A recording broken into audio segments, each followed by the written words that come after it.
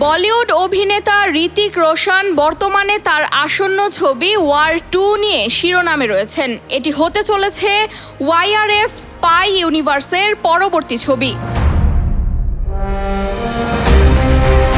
এই ছবিটি পুরোটাই অ্যাকশনে ভরপুর। এদিকে ভক্তরা এবার ঋতিকের ক্রিশ 4 এর জন্য অধীর আগ্রহে অপেক্ষা করছেন। ছবিটিকে অতীত এবং ভবিষ্যতের মধ্যে দিয়ে এগিয়ে নিয়ে যাওয়া হবে, তবে ছবিটিকে পারিবারিক আবেগ এবং সম্পর্কের উপর ভিত্তি করেই তৈরি করা হবে।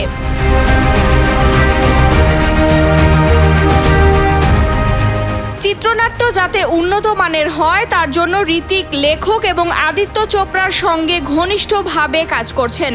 2026 সালের প্রথম দিকে ছবিটির শুটিং শুরু হতে পারে। কোই মিল গায়া মুক্তির 23 বছর পর ক্রিশ 4 এ জাদুরও প্রত্যাবর্তন ঘটতে পারে। Mehjabin Khanam, News 21 entertainment desk.